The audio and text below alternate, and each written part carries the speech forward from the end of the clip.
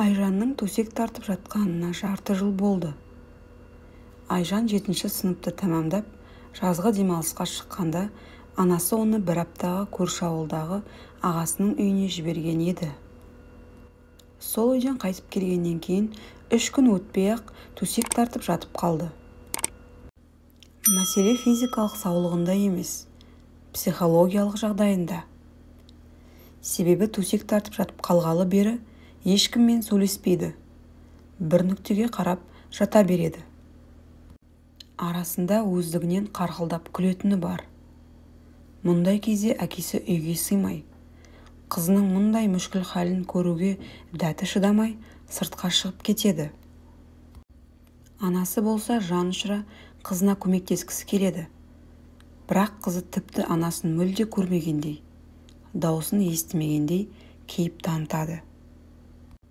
Айжан ауырып қалғалы бері өзге түгіл туған анасын танымайды. Айжан тіпті өз бетінше дәретханаға шықпайтын болды. Дәрігерлер одан ешқандай кінәрат таппады.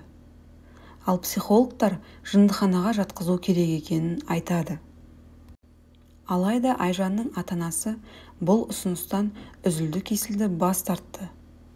Содан бері анасы Айжанды дәл сәби кезіндегідей бақты. Айман қызына қарап жатып ұзақ ойланды. Бұл белгісіз ауру қайдан шықты? Қызы неліктен осындай халге жетті? Бұл сұрақтар оны көптен мазалап жүрген еді. Бірақ жауабын таба алмады. Осындай қалың ойдың үстінде ұлы Біржанның көрген түсі есіне түседі. Қорқынышты түс. Айжан ауылға туыстарының үйіне кеткенде, Біржан таңғы шай үстінде түсінде Айжанды көргенін айтты. Түсінде Айжан пештің жанында бір нүктеге қарап тұр екен. Жанына келген Біржанды байқамады да. Бір уақытта Біржан қарындасымен қалжыңдаспақ болып, «Ва!» деп айқайлап, Айжанды қорқытпақ болады. Сол уақытта Айжан ағасына жалт қарады. Біржанның айтуынша, сол уақыттағы Айжанның көзқарасын сөзбен жеткізу мүмкін емес. Тіпті оған қарындасы Айжан емес, шайтанның өзі қарап тұрғандай көрінді. Біржан есін жиғаны сол еді, Айжан Біржанды бас салып, жүрегін жұлып алды да жей бастады. Құдды қорқынышты фильмдердегідей. Біржан қансыраған денесіне қарап айқайласа да, дауысы шықпайды. Осылай қиналып жатып, оянып кеткенін айтады. Айман Біржанның осы бір түсін есіне алып, бойын қорқыныш биледі. Қызына тағы бір көз салып, бір күрсініп алды. Айман қызын емдеу үшін бармаған жері, баспаған тауы жоқ. Түрлі тәуіп емшілердің табалдырығын тоздырды. Алайда ешқандай нәтиже болмады. Бір күні көршісінен Көкшетауға мықты емші келгенін естиді. Дәрігерлер мен емшілерден әбден көңілі қалса да, Айман қызын жазу үшін барлық мүмкіндікті пайдалануға әзір еді. Емшінің науқастарды Құранмен емдейтінін де ұнады. Көп ұзамай Айман күйеуімен ақылдасып, емшіні үйіне шақырады. Емші әбден арып тозған. Халықтың айтуынша, ол емдеген адамдардың ауруының кішкене бөлігін өзіне қабылдап алады екен. Содан болар емшінің жүзі сұрғылт тартқан, өне бойы солып қалғандай. Емші Айжан жатқан бөлмеге қолына Құран алып кіріп кетті. Сүрелерін оқып, бетіне суды бұрқ еткізді. Емші Айжанды ұзақ емдеді. Таң ата келген емші кешкісін бір-ақ шықты. Әбден шаршаған, үстінің барлығы терден малмандай су.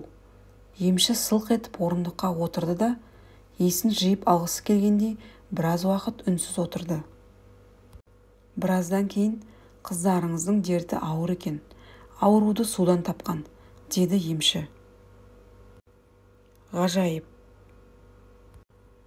Айман мен күйеуі емшінің сөздерінен кейін ұзақ ойланды. Неліктен судан? Қандай судан? Деген сауалдар бірінің артынан бірі маза бермеді. Ойға шомып отырғанда Айжанның «Анашым, анашым» деген дауысын естіді. Айман мен Рахымжан қызының бөлмесіне жүгіріп барып, оны құшағына қысты. Екеуі де көзіне жас алды. Себебі Айжанның дауысын естімегеніне 1 жылдай уақыт болған. Айжан жазылды. Мектепке барды. Өзінен 1 сынып төмен оқығандармен бірге оқуына тура келді. Күндер өтіп жатты. Айжанның ауырғаны да, емші де ештеңе есінде қалмаған. Үйдегілер де оны еске салуына қорқты. Бірақ құрдастары оның бастан өткерген жағдайын айтып, Айжанды сұрақтың астына алды. Бірақ Айжанның оларға айтатын жауабы жоқ еді. Бір күні Айжан анасынан барлық жағдайды сұрады. Сондағы емшінің ауруы судан болды деген сөзін ұзақ уақыт ұмыта алмады. Ормандағы жағдай. Айжанның жазылғанын естіп, көрші ауылдағы ағасы бала-шағасымен үйге келеді. Оның Айжанмен қатарлас Әсия деген қызы бар. Екеуі айырылмас дос еді. Бастары қосыла кетсе, уақытты қызықты өткізудің түрлі жолын табатын. Әсия 1 жылдың ішінде болған оқиғаларды тоқтаусыз айтып жатты. Бір уақытта кенеттен тоқтап қалды да: «Айжан, емші сенің ауруың судан болды депті ғой», деді Әсия әңгіменің төркінін басқаға аударып. «Иә, бірақ қандай су екенін білмеймін», деді Айжан. «Сонда екеуміздің құпиямыз есіңде жоқ па?» «Жоқ, қандай құпия?» «Екеуміз орманға барып адасып, кешкі уақытта көлдің арғы бетіне жүзіп өтіп едік қой. Бәлкім ауруды дәл сол көлшіктен тапқан боларсың». Әсия сол уақытқа қайта оралғандай байсалды түрде әңгімесін бастады. «Екеуміз орманда ойнап жүріп, үйден алыстап кеттік. Мен қорыққаннан жылай бастадым. Екеуміз дұрыс жолды табамыз деп, бір жерді 1 сағат бойы айналып жүрген болып шықтық.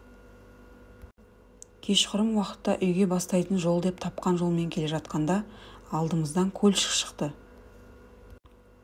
Мен жүзе алмайтынымды айтып, жылай бастадым. Сол уақытта сен мені алып жүзіп өттің. Өзің менің кесірімнен бірнеше рет суға баттың да. Жағаға шыққанда далаға қараңғы түскен.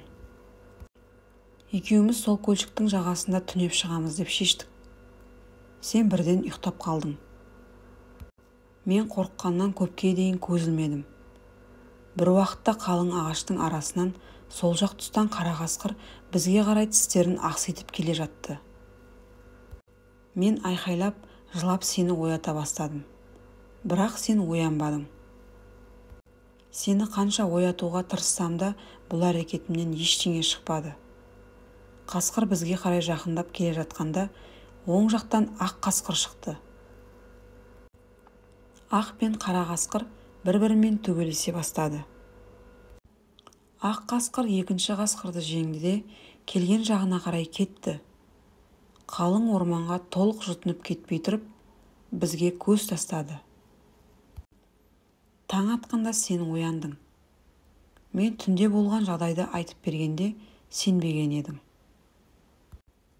Таң ата бізді ауыл тұрғындары да тауып алды.